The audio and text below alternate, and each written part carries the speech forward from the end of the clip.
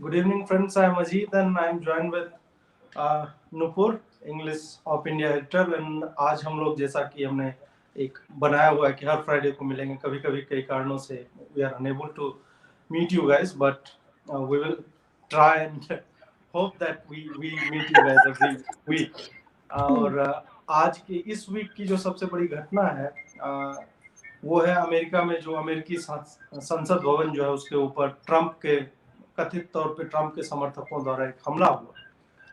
उसको Nupur, how do you see this whole thing panning out? और जिस तरह से हमने देखा कि लगातार 4 साल से, इनफैक्ट 4 साल से पहले जब से ट्रंप का नॉमिनेशन होता है, even Obama means these are well qualified और बड़े ही सभ्य तरह के लोग, को नोबेल प्राइज मिला हुआ है, सुलझे हुए लोग कहे जाते हैं. They try to demean this guy without even listening to a word he says, और उसका क्या विजन है, क्या है, कुछ भी, और उसको रिडिक्यूल किया गया. 4 साल एक हेट कैंपेन चला जैसे कि मोदी के साथ इंडिया में हुआ था. Do you see any parallels as पर मतलब ट्रंप और मोदी के देखा जाए? उसके बाद हम लोग बात करेंगे कि ये जो अटैक जो हुआ है उसको आप कैसे देखते हैं. So I've missed most of your question क्योंकि मैं concentrate कर रही थी कि मैं अपनी बेटी को थोड़ा frame से भगा दूँ, but I know the direction.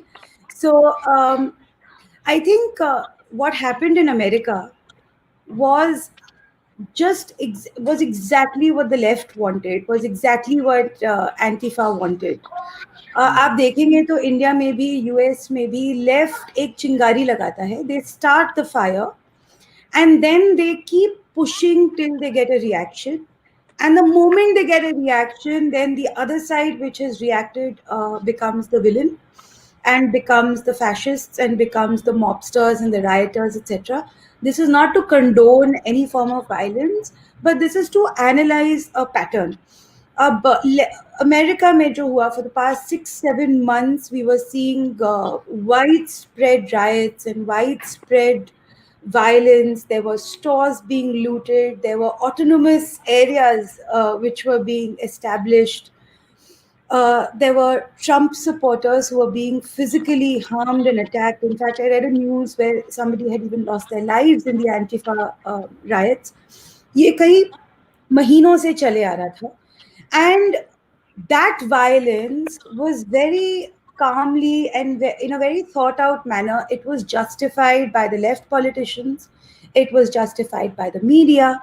I mean, if you hear this clip by Chris Cuomo, he says that protests are not supposed to be peaceful. Protests are not supposed to be comfortable. Tell me where it said that protests are supposed to be peaceful. If you look at some of the other politicians, they've said the same. They've said these are patriots. So ये शुरू वहाँ से होता है, where you say that no, the violence तो हल्का फुल्का यहाँ वहाँ कुछ हो रहा है, but otherwise it's a largely peaceful protest by the left, and the media and the politicians completely unsee the violence. और वो चलता जाता है, चलता जाता है, चलता जाता है, to a point where the vilification carries on, the propaganda, the lies, the violence, all of it carries on. And then when the other side has had enough and they finally retaliate, तो आप उनको बोलते हो sorry, तो आप उसको finally बोलते हो कि these are fascists and these are the people who are creating the violence.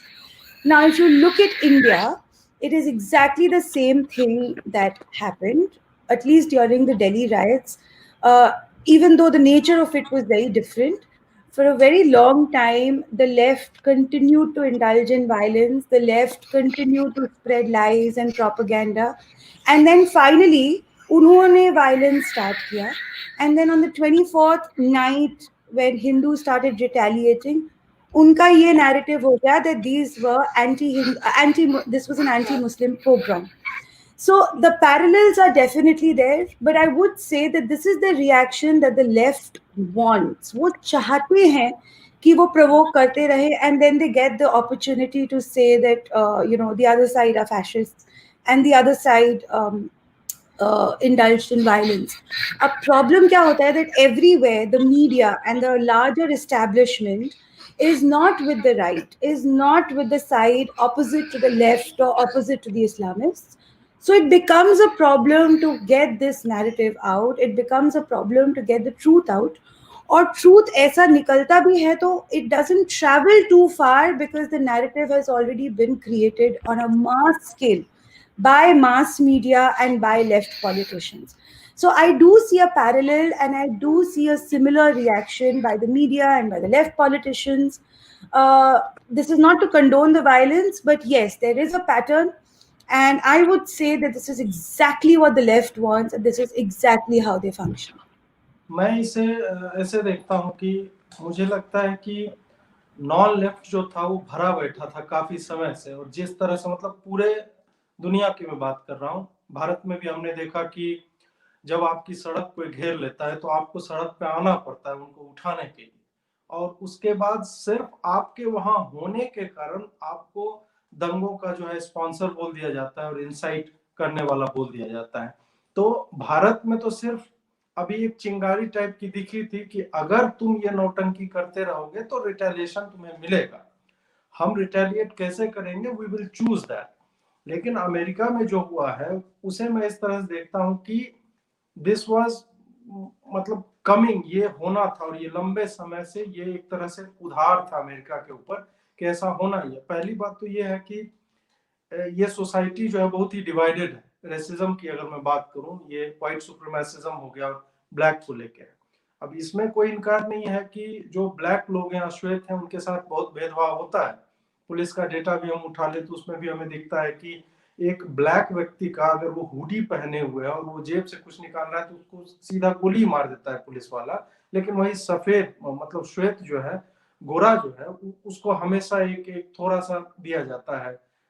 ऐसे हमने देखा कि एक ब्लैक रेपिस्ट है जो सेम तरह से उसने अश्वेत था और उसने लड़की को ड्रग किया है, नहीं रेप्ड है, उसको जो आजीवन कारावास मिलता है। और एक व्हाइट था उसको 6 महीने का प्रोबेशन मिलता है। क्यों भाई? क्योंकि वो एथलीट है और उसका एक फ्यूचर है। इस तरह से तो ये, और उसके बाद फिर ट्रम्प के खिलाफ जो एक हेट कैंपेन चलता रहा तो वो उबाल जो है उनमें कहीं ना कहीं भरा हुआ था, जो कि ब्लैक लाइव्स मैटर वाला जो लूटपाट हुआ। और लूटपाट में आप देखोगे कि उन्होंने बैनर्स किस तरह के बनाए थे।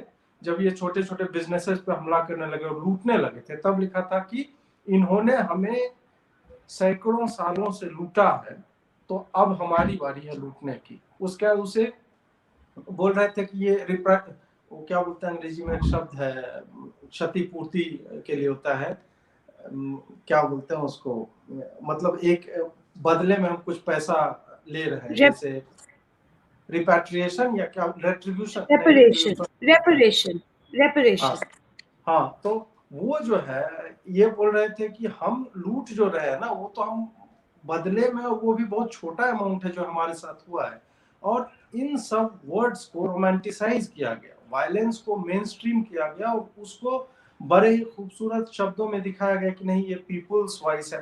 अगर वो पीपल्स वॉइस है तो फिर जो पार्लियामेंट में सेनेट में लोग चुन के गए हैं वो क्या है, कांग्रेस में जो लोग बैठे हैं But वो you क्या know, है, वो भी तो। Ajit, there is a very dangerous trend in India कि ये जो Black Lives Matter का पूरा narrative है, and the fact that blacks have been racially oppressed, African Americans have been racially oppressed in the US, इसको a lot of the Muslim organizations and a lot of the liberals, क्योंकि उनका खुद का दिमाग sadly होता है नहीं, so they have tried to bring the same narrative to India, और वो Black Lives Matter को उन्होंने Muslim Lives Matter कर दिया.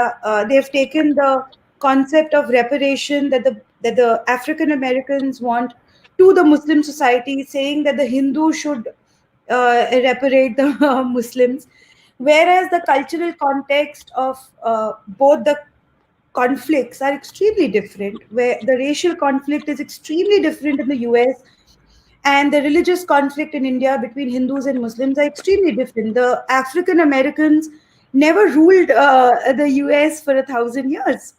The African Americans were not catching hold of the whites and asking them to not follow their religion. They were not.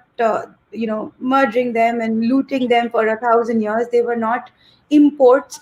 So I think what we need to realize also is that while there are parallels between how the left behaves in both countries, one, there is rarely a parallel between how the right behaves, and two, the context of the conflict is very different in India as far as Hindus and Muslims are concerned, and it's very different in the US as far as blacks and whites are concerned.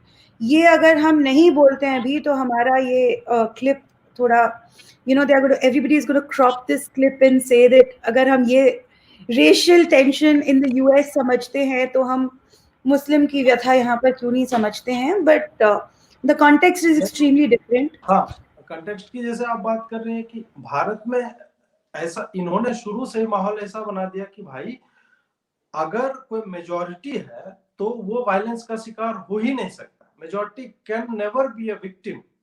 जबकि यहाँ पे दुर्भाग्य से यही रहा पिछले 150-200 साल, मतलब अंग्रेजों का ले लो और उससे पहले 1000 साल जो है मुस्लिम जो बलात्कारी ये सब थे तो उनका ले लीजिए, तो हमेशा मेजॉरिटी होते हुए भी किसी भी कारण से हम हमेशा जो है विक्टिमाइज हुए हैं. घरों को तबाह किया गया, विश्वविद्यालय जला दिए गए, लाइब्रेरीज में आग लगा, मतलब जितना सेंसिबल चीज है सब में ये लोग आग लगा देते हैं. वो कहते हैं मुगलिया आर्किटेक्चर है ये हमारा. अबे तुम्हारे पास मतलब रेगिस्तान के बालू के अलावा था क्या जो तुम इंडो इस्लामिक आर्किटेक्चर जैसे मतलब फर्जी चीजें गढ़ दी गई ये बताने को. वही फिर वो एक मतलब एक क्रिएट किया गया, एक ऑरा क्रिएट किया गया कि उन्होंने हमें जो है स्पोटा लहसुन तहजीब दी, हमें जो वो नहीं होते तो भारत में दिखाने लायक क्या होता है, इस तरह की चीजें दी गई. और फिर मारकाट तो अभी तक चल रहा है माइनॉरिटी होके, और जिस तरह से माइनॉरिटी तो है नहीं लेकिन सेकेंड लार्जेस्ट मेजॉरिटी है, और जिस तरह से ये प्लानिंग और एग्जीक्यूशन इनका एक छोटे छोटे मतलब स्तर पे होता है वो देख के मतलब इनको इस तरह से कोई भी मतलब दोनों में कोई पैरेलल है ही नहीं कि ब्लैक्स और इधर जो इस्लामिस्ट हैं उनको. अब एक क्वेश्चन है इसी से जुड़ा हुआ, एक सुब्रजीत जैना है, वो पूछ रहे हैं कि YouTubers like Dhruv Rathee and Akash Banerjee comparing USA police action with Delhi police action, that how they take so long time to control the mob. How to answer these questions? मुझे लगता है अगर मैं इस पे थोड़ा जवाब देना चाहूँ, 2 बार पुलिस ने दंगे को तुरंत में कंट्रोल किया था, 15, 16 और 17 दिसंबर 2019 को, और उसके बाद फिर 23-24 फरवरी 2020 को. इन दोनों में 72 घंटे के भीतर एक प्री प्लान्ड मॉब जो था, वो दंगे होने वाले थे, लोगों का मतलब पूरा का पूरा इलाका जो है सीएनजी बसों में आग लगाकर दहलाने की कोशिश हुई थी, और उस पर रिमार्केबली हमारी पुलिस ने, और जबकि वहां पे ट्रम्प आया हुआ था, एक मतलब यूएस का कोई प्रेसिडेंट मूव करता है तो उसके प्रोटोकॉल्स अलग होते हैं, उसके बावजूद जिस तरह से इन्होंने कंट्रोल किया वो रिमार्केबल. और ये लोग प्लानिंग नहीं कर रहे थे, ये तो एक नॉर्मल सा प्रोटेस्ट टाइप का था, मार्च कर दिया और जाके घुस गए भीतर, तोड़फोड़ मचा दिया. यहाँ पर तो तुमने छतों पे पत्थर रखे हुए, पेट्रोल बम, मतलब पता नहीं कितने बार मैं सेम सेंटेंस बोलूंगा लेकिन बोलना जरूरी है क्योंकि लोग भूल जाते हैं. I would like to say something here. ये इतने मतलब I don't want to comment on the people that he has mentioned because I don't think they deserve a mention on this podcast. लेकिन ये जो comparison है ना, that I mean, what was their question? That दोनों उतने ही brutal थे. That was the question, right? That was their analysis. Control करने में टाइम कितना लग गया? Oh, कंट्रोल करने में टाइम लगा. Okay.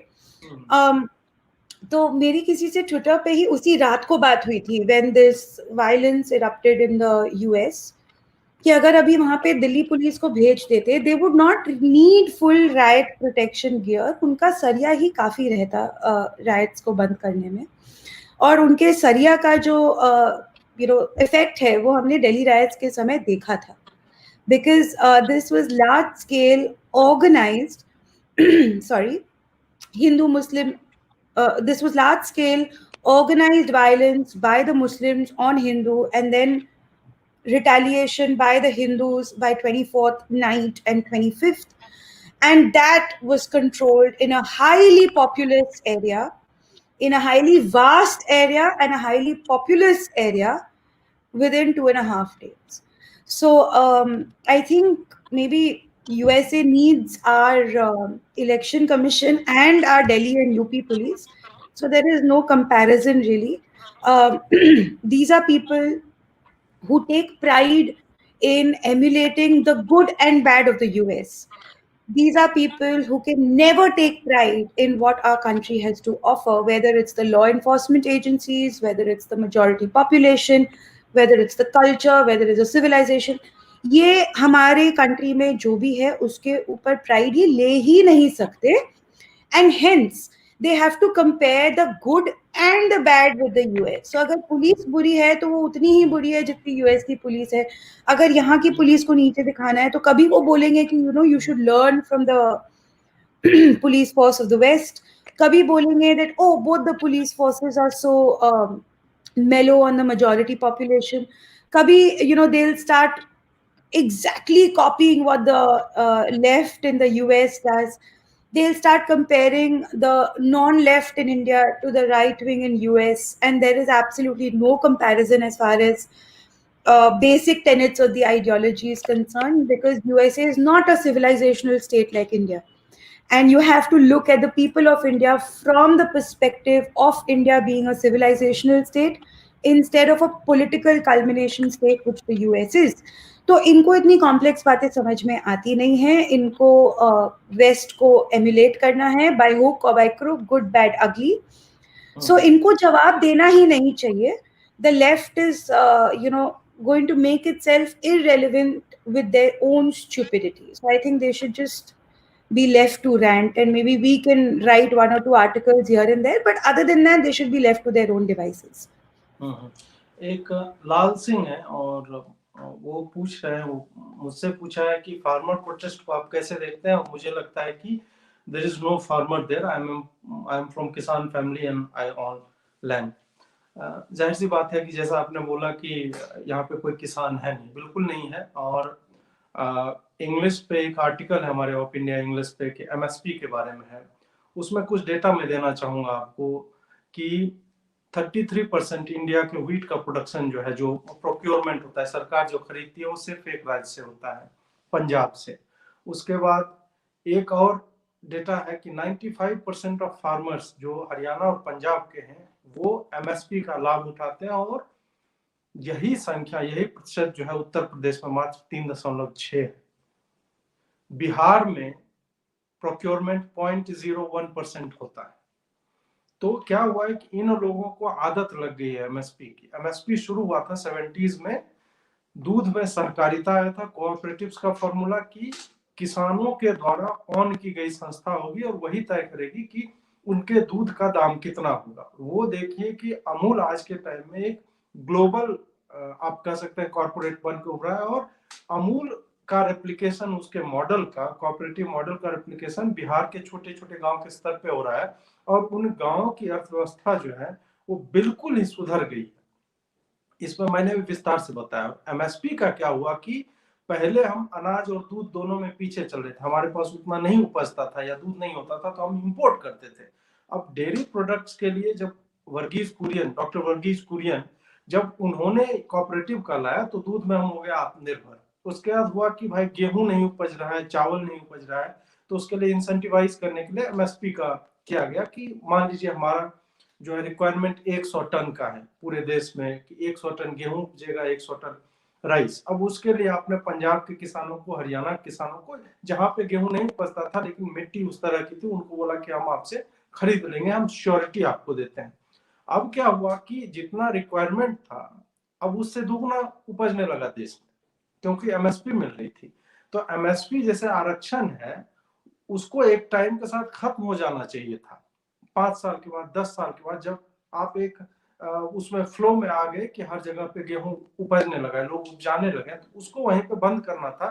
लेकिन वही है कि पॉलिटिकल कंपल्शंस के कारण ये चलता रहा. और आज हालत ये है कि सरकार, और देखिए ये भी किसानों के जिद, देखिए इसको दूसरे तरीके से देखेगा कि पंजाब से एक तो डिस्प्रोपोर्शनेट बाइंग होती है. अगर 33% आप एक राज्य से ले लोगे तो बाकी के 27 जो राज्य हैं, केंद्र शासित प्रदेश हैं बाकी, उनसे आप क्या लोगे? मतलब बाकी 66% में 27 है, 2%, 3% एक का हिस्सा पड़ेगा, वो भी नहीं होता है। कई राज्य ऐसे हैं जिससे 0% प्रोक्योरमेंट होती है। इसका मतलब है कि भेदभाव हो रहा है। टैक्स तो ये लोग भी देते हैं, उसी टैक्स के पैसे से एग्रीकल्चर मिनिस्ट्री जो है वो खरीदती है पंजाब का। मतलब अब पूरे देश का टैक्स का पैसा पंजाब से जाके खरीदा जा रहा है। अब एक्सेस खरीदेंगे, इसका भी मतलब यही हो जाता है कि आप, सरकार पैसा छापती तो नहीं है ना, हमारा ही टैक्स का पैसा है, तो हमारे ही पैसे से खरीदा जा रहा है, वो फ्री में किसी को दिया जा रहा है या फिर वो सड़ रहा है एफसीआई के गोदामों में। तो इस कारण से पंजाब वालों का ये दिक्कत हो गया है कि उनको एक जो नशा हो गया था ना, एमएसपी मिलेगा, बिजली का तुमको सब्सिडी मिलती है, खाद पे सब्सिडी मिलती है, तुम अपना क्या बोलते हैं क्लाउड यूज करके एफसीआई में सबसे ज्यादा बेच पाते हो, ये सब अचानक से इनको चिंता हुआ लग रहा है कि अब हमारे हाथ से निकल जाएगा।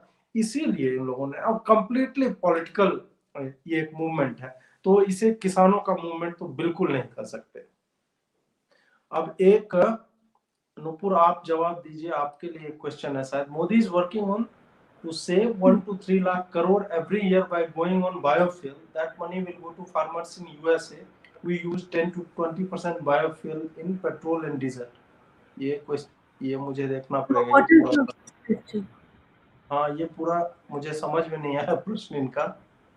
चलो, we'll take another question then. हाँ हाँ मैंने एक दिखाया था, I am sorry, I have lost it because वो थोड़ा ऊपर चला गया है. I'm just trying to look for it. It was a really nice question on medical gun. एक प्रियंका चक्रवर्ती हैं, उनका क्वेश्चन है, don't you think too much democracy is dangerous for law and order of any country? Why government can't take strong measures to approve trivial protests? I think, इसका जवाब देना चाहेंगे? हाँ दीजिए। yeah, I think this we had discussed in our last question and answer session also.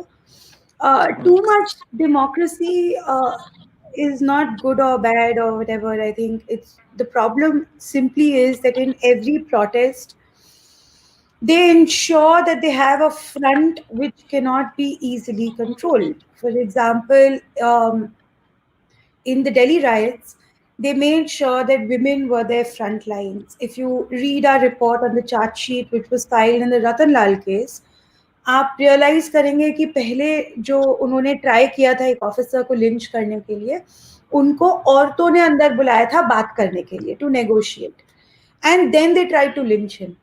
Shaheen Bagh में the front was that they're all old daddies and they are Bilkis दादी वो बैठी हैं बेचारी, frail old little woman. But वो पीछे पीछे क्या चल रहा था? पीछे पीछे there was Umar Khalid, Sharjeel Imam, Tahir Hussain, Tahir Safura जरगा, Hussain, Safura, and that guy from United Against Hate, Khalid Saifi. Khalid Saifi. All these people were planning कि इस्लाम खतरे में है और हमें अगर हिंदुओं को मारना पड़ेगा हम मारेंगे. लेकिन अब समय आ गया है ये दंगे करके दिखाने का सरकार को कि हम क्या कर सकते हैं. अब बिल्किस दादी तो दंगे करने नहीं जाने वाली है, जा सकती है, मतलब इन द सेंस वो जा सकती है कि नहीं आई डोंट नो, बट होता है, we see older women participating in stone pelting and all of that. But the fact is that Shaheen माँ की लेडीज वहां पे जाके शायद से, I mean I am assuming कि वो स्टोन पेल्टिंग नहीं कर रही थी. It was a front so that behind the scenes these Islamists could coordinate, and the government can't really control Shaheen Bagh for the simple reason that, I mean, look at the optics of a government taking lathis and cracking down on 50 frail old women. It does not happen and it won't happen. Farmers के चक्कर में भी अभी देखिए आप कितने सारे बच्चों के वीडियोस आ रहे हैं कि even there are kids in the protest, there are women in the protest जो सब्जियां काट रही हैं, टमाटर काट रही है, वो लगी हुई है 1 किलो 5 किलो 10 किलो टमाटर काटने में. Why are these visuals shown by the media? I mean, have we ever really sat back and thought कि farm laws के against protest हो रहा है? Most of the TV coverage by the mainstream media is about women cutting sabzi tarkari, is about children saying कि नहीं नहीं मोदी जी को मानना पड़ेगा, and these little cute little chubby kids ये आके बोल रहे हैं. इनके विजुअल्स आपको क्यों दिखाए जा रहे हैं, और वो फार्म लॉज के बारे में बात क्यों नहीं हो रहा है? टिकैत जी सिर्फ तभी कैमरा के सामने आते हैं जब एक मीटिंग हो जाती है सरकार से और उनको एक साउंड बाइट देना पड़ता है.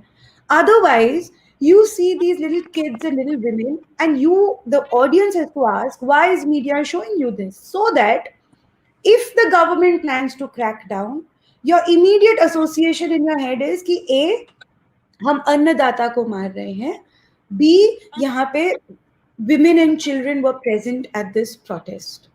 So hmm, it is a psychological game that they play, not with the government, but with the people of the nation, so that they can emotionally blackmail the government into not acting.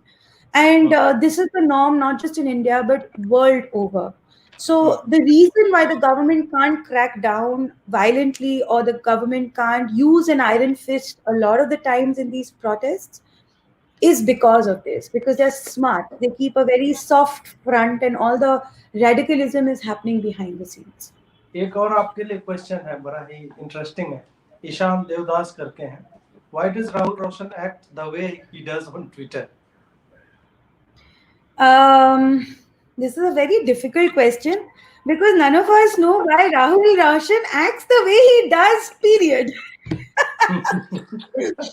No, but on record, he's a great, genuinely, he's a great boss for us, and we simply have fun. So don't take our banter very seriously.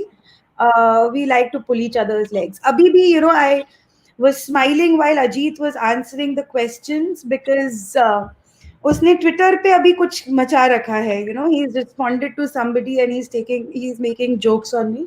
So this is the kind of relationship we share. So that's the only answer I have, really. एक सावन कृष्णन है, the protest industry in our country is on the up, do you foresee any of these proxies being armed? Is this not a risk, or are our agency on job? Happy new year to all team. Sawan Yeah. जी, अभी नूपुर ने इसी बात का जवाब दे ही दिया। मैं संक्षेप में बस इतना ही कहना चाहूंगा कि हमारी एजेंसीज बहुत ही अच्छा काम कर रही है, मतलब वो हमें दिखता नहीं है, क्योंकि nobody cares about the bomb that never went off, ये कहा जाता है। तो उन्होंने कितने अटैक्स बचाए हैं वो हमें पता नहीं चलता, और जब आप इंटेलिजेंस वालों से बात करेंगे या जो आर्म फोर्सेस के पर्सनल हैं उनसे बात करेंगे तो पता चलता है कि ये लोग कितने, मतलब गजब के लोग हैं, और कितने मेहनत कर रहे हैं, और लगातार ये हर चीज को, इस तरह के प्रोटेस्ट को या इस तरह के राइट्स को प्रिवेंट करने के लिए कोशिश में लगे रहते। अब बात ये हो जाती है कि कई बार जब आप घर को बनाने के लिए कंस्ट्रक्शन का चीज है उसको लेके आप आ जाते हैं और उसको एज वेपन्स इस्तेमाल करते हैं, तो वो इंटेलिजेंस का काम नहीं, वो पकड़ नहीं पाएंगे। लेकिन हाँ, ये जान लीजिए कि जैसे नक्सलियों का आप याद कीजिए कि बीजेपी के पार में आने से पहले वो ऑलमोस्ट आधा से ज्यादा एक रेड कॉरिडोर जो हुआ करता था उनके अंदर था, और राजनाथ सिंह के आने के बाद, अमित शाह के आने के बाद आप देखिए कि वो सिमट के चंद जिलों में अब हो गया, और आपको अब नक्सलियों का उस तरह से अटैक जो है उतने लार्ज स्केल पे उतना फ्रीक्वेंटली आपको देखने को नहीं मिलता है। नुपुर एक ने पूछा है सुब्रमण्यम स्वामी के बारे में, वो पूछ रहे हैं कि ये आदमी चाइनीज क्यों हो गया है, any idea?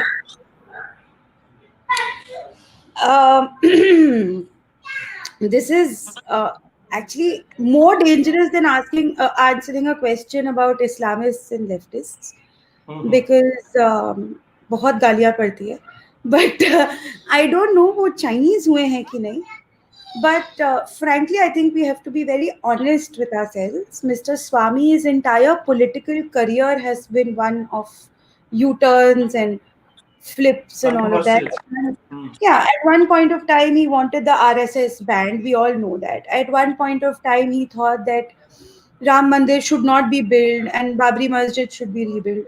At one point of time, he pulled down the Atal Bihari Vajpayee government. Now he's with the Modi government. At one point of time, he was close to certain politicians in the opposition. Now he says he's not. आज ही उन्होंने CM Jagan Reddy को defend किया है, while there are temples which are being attacked in Andhra Pradesh every single day. So the problem is that for your own sanity and for our own sanity and for our own cause, I think it's advisable not to put a lot of eggs in that basket, because that basket tends to fall and the eggs tend to sort of get a little broken from time to time. So I don't know about Chinese and all that, उस पे मैं comment नहीं करूँगी, but I personally feel he's a politician who really cannot be ever trusted. Hmm. Okay, एक question है। अ, अरे यार, क्या क्वेश्चन था? I may sound pessimistic, but in India it's impossible to subvert deep state. Government get on back foot when they bring good policies, and percentage of Islamists is too high. Unlike others, Hinduism won't survive for long. Hinduism भाई बचा रहेगा, ये है विवेक सिंह। आप लोग इतने pessimistic मत हो जाइए। हिंदुइज्म मतलब जब इस्लामिक रूल में बच गया, ब्रिटिश रूल में बच गया, और भारत हमेशा एक फाइनल फ्रंटियर रह गया इनका, चाहे क्रिश्चियन मिशनरीज का हो फिर, या फिर इस्लामिक कट्टरपंथी आतंकवादियों का रहा हो, वो कभी भी पूरे देश को कन्वर्ट नहीं कर पा पाए। आप पूरा देखेंगे कॉलोनियल हिस्ट्री आप देखेंगे तो इन्होंने सिर्फ कल्चर मतलब रिलीजियस कन्वर्जन नहीं किया, इन्होंने कल्चरल कन्वर्जन किए हैं। मैक्सिको चले जाइए, चिली चले जाइए, उधर की जो सभ्यताएं थी उनको बर्बाद कर दिया। अफ्रीका में जाके आप देख लीजिए, उनको बर्बाद कर दिया। उस पर दो बड़ी इंटरेस्टिंग किताबें हैं, एक है हार्ट ऑफ डार्कनेस है, और जो मुझे ध्यान नहीं है किसने लिखा है, और एक है आपको चिनुआ अचेबे की है, ओकोंको ट्रिलॉजी करके है। तो वो जाके थिंग्स फॉल अपार्ट करके, कि दोनों को आप देखेंगे कि एक अफ्रीकन कैसे अपने समाज में एक ये जो क्रिश्चियन मिशनरी वाला बदलाव उसको कैसे देखता है, और एक एक वेस्टर्नर कैसे देखता है अफ्रीकन सोसाइटी को। इन सब चीजों को जब आप पढ़ेंगे तब आपको पता चलेगा कि इनका अभी तक ये लॉन्ग संघर्ष जो है ये कैसे चल रहा है। और आप देखिए क्रूसेड के टाइम वाला वॉर अब यूरोप के स्ट्रीट पे होने लगा है। उस टाइम यही था कि पत्थर ईंट था तो उसी से लोग लड़ते थे। अब है कि वो एक इस्लामिस्ट का ब्लड बाथ वहां पे चल रहा है। मतलब छोटे छोटे बातों पे, या बात नहीं भी है, लोग पिकनिक मना रहे हैं, और नीस में जो है, और पेरिस में है, रोम में है, बार्सिलोना में है, मैड्रिड में है, मैनचेस्टर है, बर्मिंघम है, शहरों के नाम लेते जाए, ब्रुसेल्स हो गया, सारे जगहों पे इस्लामिस्ट ने आतंक मचाया हुआ है। वो वही है, क्लास ऑफ सिविलाइजेशन है। उधर होके 1000 साल तक, 2000 साल तक थमा रहा, और उसके बाद अब दोबारा हो रहा है। अब इधर जो है भारत में भी इस तरह का हो रहा है, लेकिन अब जो है टाइम बदल गया, क्योंकि अब आपने ये देखना शुरू कर दिया कि हम किसे चुने, कौन हमें प्रोटेक्ट कर सकता है। आपको लगेगा कि अरे आंध्र प्रदेश में मूर्ति टूट गई, मोदी क्या कर रहा है। मोदी वो नहीं करेगा कि आंध्र प्रदेश में जाके वो मूर्ति लगाएगा, वो हमारा आपका काम है।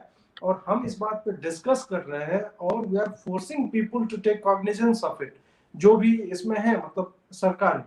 तो इसका मतलब यह है कि हिंदू एक समग्र रूप से जागृत हो चुका है, और वो जगकर सवाल पूछने लगा है। सवाल पूछने लगा है, इसीलिए 5 साल के हेट कैंपेन के बाद भी, स्टूडियो से रैली करने के बाद भी, मोदी दोबारा ज्यादा नंबर के साथ वापस आता है। वाह? क्योंकि लोगों ने उसमें ट्रस्ट दिखाया। आज जो है लोग वो जो बेसिक क्वेश्चंस होते थे, सड़क, पानी, बिजली, उस पर बात नहीं करते। अब बात कर रहे हैं इंटरनेट सस्ता क्यों नहीं है, मेरे गांव में ब्रॉडबैंड कब आएगा। जब basic necessities out of question हो जाती है, तब आप बेहतर जीवन शैली के लिए प्रयासरत होने लगते हैं।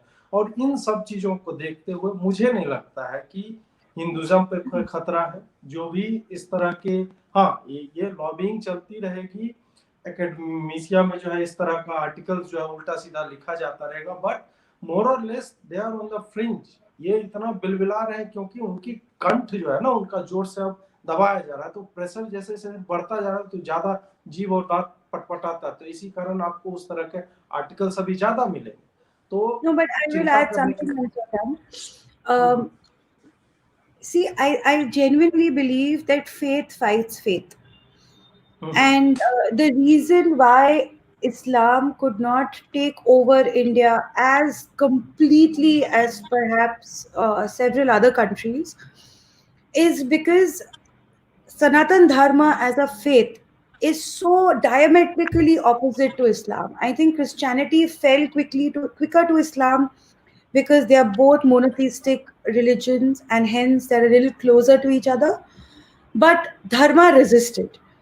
So I we can talk about statistics, we can talk about strategy and logistics and all of that. But at the end of the day, if our people's faith is strong, it will resist any attempt to convert the very character of the civilizational state that is India.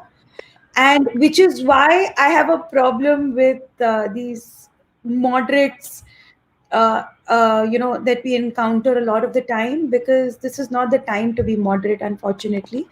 And this is the time to genuinely assert what you believe, because you need that unbridled faith to fight the onslaught of faith. And that is what I genuinely believe. Ishan Khatri ने लिखा है, Capitol riots were set up and infiltrated to level down the protests, Trump supporters played in the hand of Dems and post modernist, what do you think? इस पे जवाब नुपुर ने दे दिया है, शुरुआत में ही दे दिया है, तो आप जाके वो सुन सकते हैं, मतलब ये जब लाइव खत्म हो जाए तब। एक है Ganesh Mavilapalli, how long Muslims are minority? Will government ever define minority till they become 51%? Predators are minority too, but control majority herds.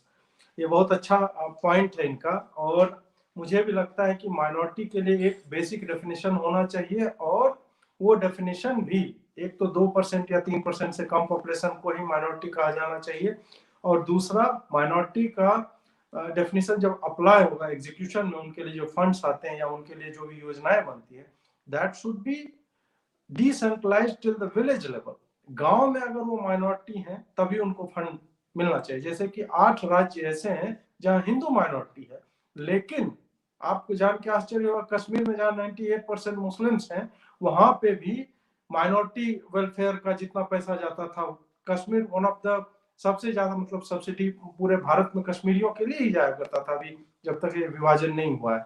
तो इन सब चीजों को देखते हुए सरकार को इस पे तो बिल्कुल सही बात है, हो सकता है कि धीरे धीरे मतलब सरकार इस पे भी काम कर रही हो पीछे में, बट माइनॉरिटी को और ये आरक्षण दो, ये कोड है इस देश के लिए। इन दोनों का डेफिनेशन और एग्जीक्यूशन दोनों स्तर पे बदलाव लाने की बहुत ज्यादा जरूरत है, और ये इमीडिएट नेसेसिटी है इस देश को, अगर मतलब सिविल वॉर से बचाना है तो।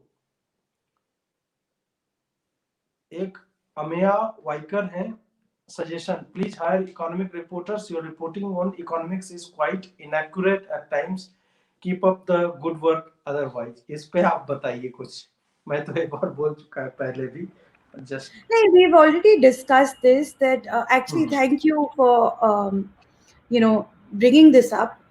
Um, our budget currently, unfortunately, does not allow us to hire more specialized editors for subjects like economy, science, technology, um, and a couple of other subjects. But we promise you that we'll try our best to be accurate.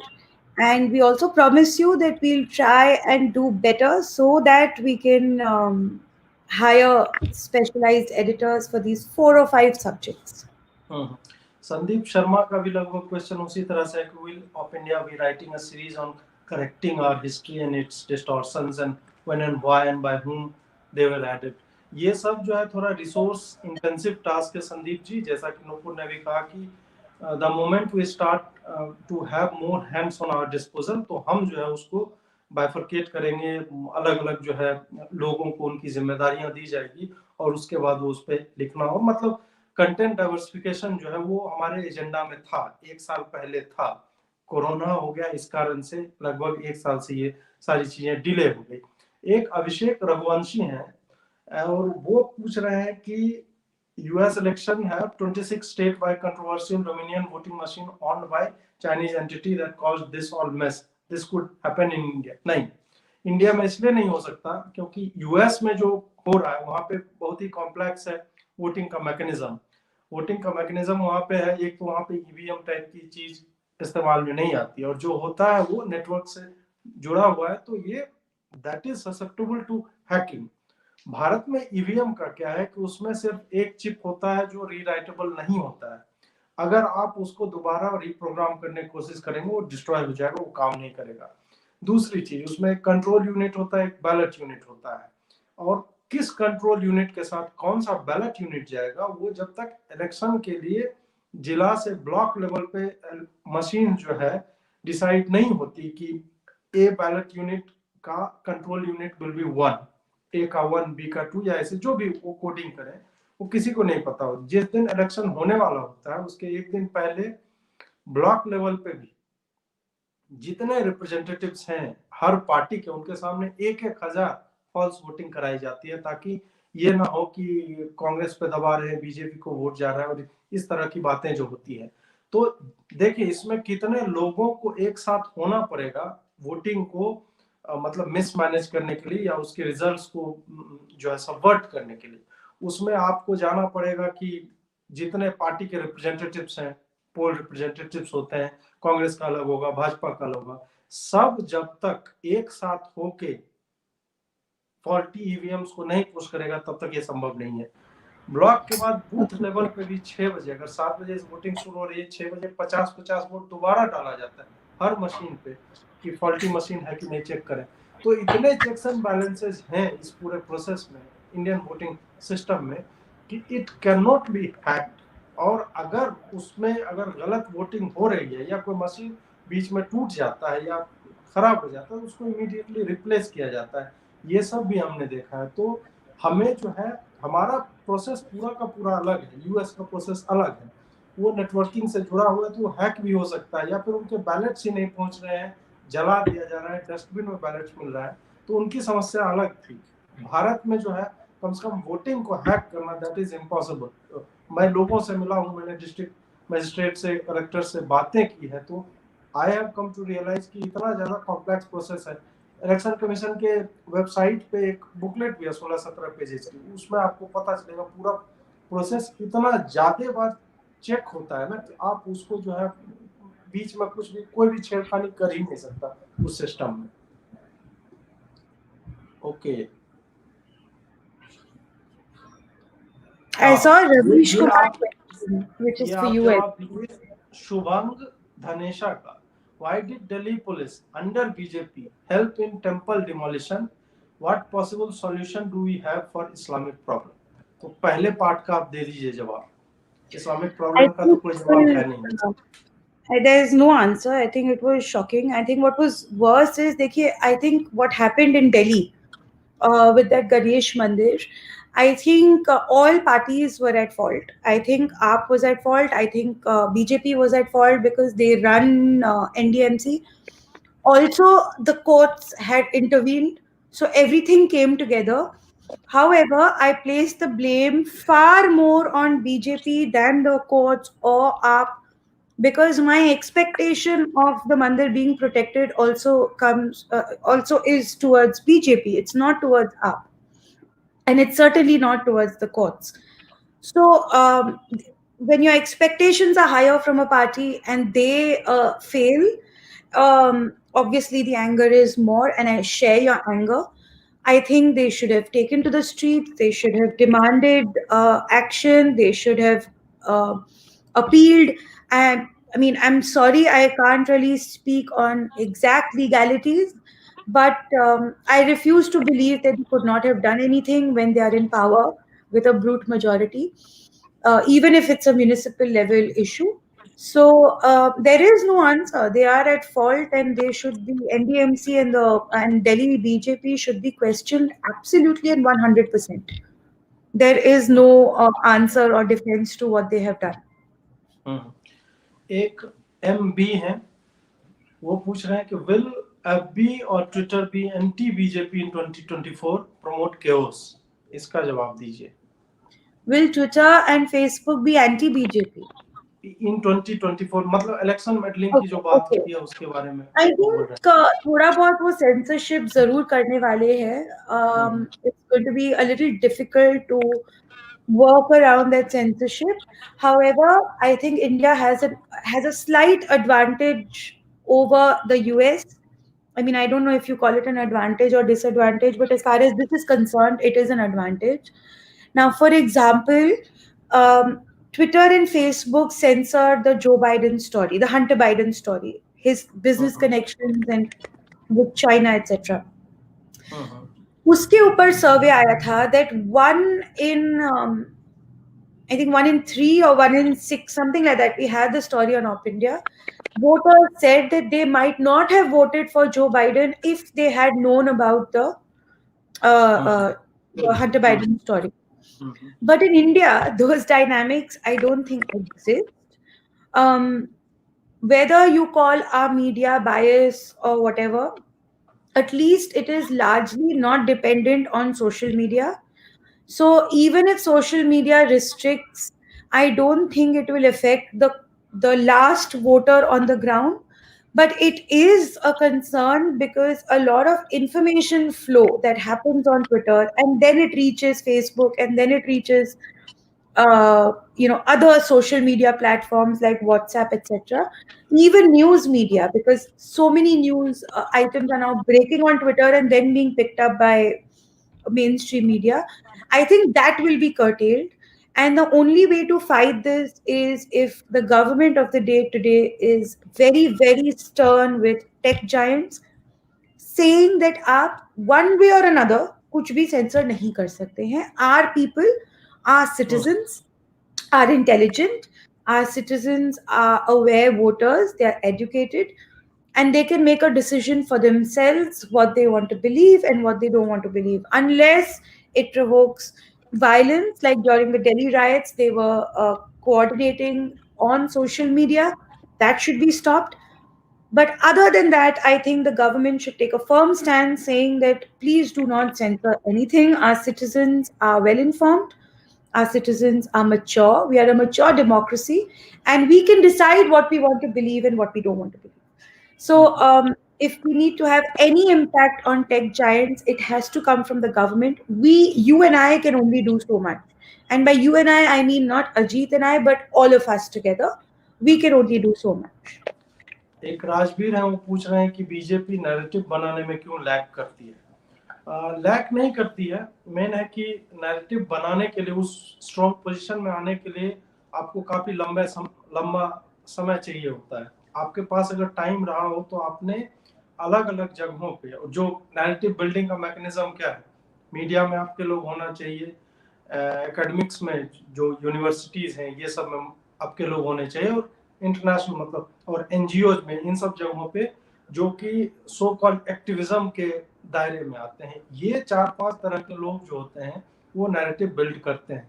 और जितने साल आप सत्ता में रहेंगे तो कोई media क्या है, बिजनेस है, और बिजनेस का अपना दिखता है कि वो सत्ता के साथ करीब में रहेगी तो बिजनेस में जो है उसको फायदा मिल सकता है। जैसे पहले सब्सिडीज दी जाती थी, या फिर आपके बरखादत नीरा राडिया वाला टिप सबको मालूम होगा कि कैसे ये लोग ये तक तय करते थे कैबिनेट में किसको कौन सी मिनिस्ट्री मिलेगी, इस तरह की चीजें। तो एक्सक्लूसिव इन्फो आपको दिया जा सकता था, वो गिव एंड टेक वाला मेथड होता था। तो जिन्होंने 70 साल से पालन पोषण किया एक पूरे इकोसिस्टम का, उसको तुरंत जो है डिसइंटीग्रेट करना बहुत मुश्किल है। लेकिन सोशल मीडिया के आने के कारण नैरेटिव बनाना अब सत्ता या पार्टी के हाथ में उस तरह से नहीं रह गया। अब ये लोग नैरेटिव में घुसते हैं या फिर नैरेटिव को मतलब बीच में आके लीड करने लगते हैं, ऐसा मतलब मेरी रीडिंग ये है। हो सकता है नूपुर का अलग हो, तो आप भी बाद में बताइएगा वंस आई फिनिश इट। तो मेरा मानना ये है कि सोशल मीडिया ने पूरे नैरेटिव गेम को चेंज कर दिया है। पहले होता था कि न्यूज कहीं से चल रहा है तो उसी न्यूज को आप अलग अलग भाषाओं में ट्रांसलेट करते थे, छोटे जगहों की न्यूज नहीं आती थी। अब थैंक्स टू सोशल मीडिया कि कन्याकुमारी में भी अगर भारत माता की प्रतिमा को तोड़ा जाता है, अरुणाचल में अगर बिहेडिंग होती है दुर्गा के स्टैचू की, या फिर कांवड़ियों पे पत्थरबाजी होती है, या फिर आंध्र प्रदेश में 19 महीने में 120 टेम्पल या स्टैचू को वैंडलाइज किया जाता है, तो we know about it despite Andhra Pradesh being linguistically different from us, जो पहले मेन स्ट्रीम मीडिया में कवर नहीं होता था। तो सोशल मीडिया ने नैरेटिव के पावर को कहीं ना कहीं शिफ्ट कर दिया है कॉमन लोगों के पास। कॉमन लोग उस पर डिस्कस करते हैं, वो ट्रेंड बनता है ऑर्गेनिक, और उस ऑर्गेनिक ट्रेंड को हर एक मीडिया हाउस कवर करता है। तो मेरा ये मानना है कि हाँ, सत्ता का या रूलिंग पार्टी का अगर अपना कोई कोई मीडिया हाउस हो या वो इनडायरेक्टली कंट्रोल करते हो, तो हो सकता है कि उन मामलों में जहां पे एक्सक्लूसिविटी ऑफ इंफॉर्मेशन हो, किसी चीज को आपको पुश करना है कोई नैरेटिव को। अब जैसे हाथरस केस की अगर मैं बात करूं, तो उसमें क्या होता है कि हाथरस केस में ऐसा हुआ कि सारी चीजें, तथ्य जितने थे, चाहे मेडिकल रिपोर्ट हो, उसका सिचुएशनल रिपोर्ट हो, सबसे पहले लाया गया था, उसने 8 दिन के बाद बयान बदला। इन सब मामलों में आपने देखा कि सरकार के पास, चूंकि मुद्दा इतना ज्यादा सेंसिटिव था, कि they couldn't do anything about it. उनको मानना ही पड़ा कि हाँ ठीक है, गैंगरेप हुआ है, सीबीआई इंक्वायरी करवाएंगे, तुम्हें जो है 25 लाख रुपया दिया जा रहा है, जो भी है। जबकि हो सकता है कि सत्य बिल्कुल ही इन सब चीजों के उलट हो। तो ऐसे में कैसे सत्ता काम करती है? ऐसे में हो सकता है कि कोई पुलिस वाला हो, अगर कोई तीसरा केस हम हाइपोथेटिकली ले, तो मान लीजिए राजस्थान में है, तो सरकार मैनेज करने के लिए क्या करे, कोई ऑडियो लीक कर दिया किसी का, उसने किसी का चैट लीक कर दिया, इस तरह के हथकंडे अपनाए जाते हैं। तो वो जो है नैरेटिव में थोड़ा सा आप एक एक मतलब एक सीढ़ी ऊपर आप बढ़ते हैं, या नैरेटिव को सीज करने की या डाइवर्ट करने की कोशिश करते हैं, तो उस तरह से होता है। जब तक मीडिया आपके साथ नहीं है, और अ लॉट ऑफ मीडिया आपके साथ नहीं है, एक दो से नहीं होता है नैरेटिव बिल्डिंग, तब तक जो है नैरेटिव बनाने में थोड़ी मुश्किल होती है। Yeah, so as far as narrative building is concerned, I think uh, I don't know. I don't think we have the mass media in our hand. I don't think we have um, the establishment in our hand. But I also know from whatever I've observed about the Modi government कि उनको अगर कभी narrative बनाना है, मतलब अगर उनको genuinely बनाना है कोई नैरेटिव, तो वो बना लेते हैं. Because a prime minister has this amazing ability to talk to his people directly. He does not seem to need the media. He does not seem to need an establishment or a fixed ecosystem to talk to his people. So agar Modi ji ko laga that, I think, if he thinks it's time to build that narrative, I think he will build that narrative. If he's not building the narrative, is because he doesn't want to at the moment. I don't think if he really wants to do it, there is a problem. And I can see a friend in my mention, so I'm going to take her question. Nupur, when will you have your interview with Prime Minister Modi? This is Radha Rajuji. And as I said, there is absolutely nothing we can do or can't do. Whenever the Prime Minister decides to do something, he's going to do it. And when he decides that it's not the time to do something, he's not going to do it. So we'll just wait whenever Mr. Prime Minister decides that it's the right time to talk to us. I'm sure we'll get the interview. Okay, हलाल पे एक question है, शंकर नारायण स्वामी है। हलाल is anti secular, hence unconstitutional, so remove हलाल और remove secular from preamble, your thoughts? Oh, my thoughts. My thoughts is remove secular from the constitution. Halal, no And halal, remove just halal and remove secular. Bas khatam. Halal and all we can fight. Look, fighting halal is not something that the government can do. Fighting halal is something that non-vegetarian Hindus have to do. I am a vegetarian, so all I can really do is write about it and speak about it. But जो non-vegetarian Hindus हैं, उनको just take my non-vegetarian, charger. yeah.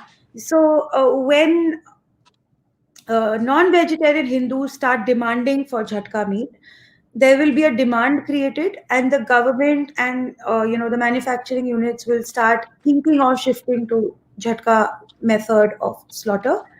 So I think fighting halal is more on the populace, is more on the Hindus, and not on the government.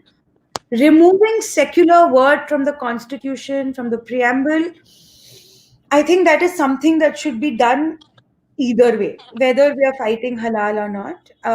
India is not a secular democracy. It's not only a political democracy, it's a civilizational state. We have existed for thousands and thousands of years. There is no reason for the word secular to be there in the constitution. I think India is a natural home for Hindus. In fact, मैंने ये पहले भी बोला हुआ है that my only criticism of Citizenship Amendment Act was the fact that it didn't go a step ahead and declare that Hindus have a right to return to India just like Israel has a right to return law for Jews. So I think India is a civilizational state. I think India is a natural home for Hindus. All other faiths are welcome to live here in peace, and as long as they follow the law. But our memories are here, our ancestors' bloods and bones are here in this very soil. So there is no question that the word secular should be removed from the constitution. It's not even connected to whether it should be done to counter halal or not. Okay so हम लोग अब अपने show के and की तरफ पहुंच रहे हैं। लगभग 1 घंटा हो गया है। एक व्यक्ति ने हमसे पूछा है कि हमारा फोन पे नंबर क्या है। हमारा, अगर आप हमारा सहयोग करना चाहते हैं तो opindia@kotak इस पे जाके यूपीआई आईडी है, और क्रेडिट कार्ड, डेबिट कार्ड या और जैसे भी चेक वेक देना है आपको 1000 लाख रुपए का, तो आप जो है opindia.com/support पे जाके दे सकते हैं। लाख क्या, करोड़ पे कोई दे दे, You're करोड़ों पे learning देना from Rahul, na, Ajit? हाँ, तो आप राहुल से पैसे सीख जो रहे है हो मित्रों, पैसे मित्रों जैसे भी हो आते रहने चाहिए, ताकि हम लोग की टीम जो है ग्रो करे। और ये बहुत ही अच्छी बात है कि जितने भी हमारे सपोर्टर्स हैं, चाहे अभी यहाँ यूट्यूब के जरिए आते हैं या हमारे वेबसाइट के जरिए, कि हम आपका बहुत, हम लोग आभारी हैं आपके, कि आपके सपोर्ट के कारण ऑप इंडिया मतलब एक स्ट्रॉन्ग पोजीशन में होता है। और यही कारण है कि हम वो सब कर पाते हैं जो हमें करना चाहिए, आप जो एक्सपेक्ट करते हैं। आपके सजेशंस भी आते हैं, बिटर स्वीट भी होता है, कोई बात नहीं, आप हमें डांटते भी हैं कि ये नहीं कर रहे हो, वो क्यों नहीं कर रहे हो, इस तरह की बातें भी है। कई बार आप हमें एग्रेसिव होने के लिए बोलते हैं, लेकिन वही है कि एक बैलेंस आपको बना के चलना पड़ता है। नॉट द बैलेंस जो लेफ्ट राइट वाला, वो वाला बैलेंस नहीं। आप जिस तरह से पुश करते हैं, ऑब्वियसली हम एक मीडिया हाउस है, हम एक एज एन इंडिविजुअल, हम ट्विटर पे तो बहुत जहरीला इंसान है, तो वो जो है वो मैं चल नहीं सकता है। हूँ, हाँ, मैं नहीं हूँ, आई लेकिन एम वेरी ना, मेलो मैं एंड तो था, मुझे तो ट्विटर वालों ने बिना काम का हटा ही दिया है। मोदी जी से मैं मुझे बहुत बात पोलाइट करनी हूँ, आई एम वेरी पड़ेगी। पोलाइट। हाँ, तो सबों का आभार। और नूपुर, हम लोग अगले फ्राइडे को फिर दोबारा यहीं पे मिलेंगे एक नए सब्जेक्ट, और जो है इनके क्वेश्चंस हम इसी तरह लोगों के लेते रहेंगे। जुड़ने के लिए बहुत बहुत आभार आप सबों का। Good night, have a good nice weekend ahead. Nupur, आप भी अगर एंजॉय कर सकते हैं तो। I'll try.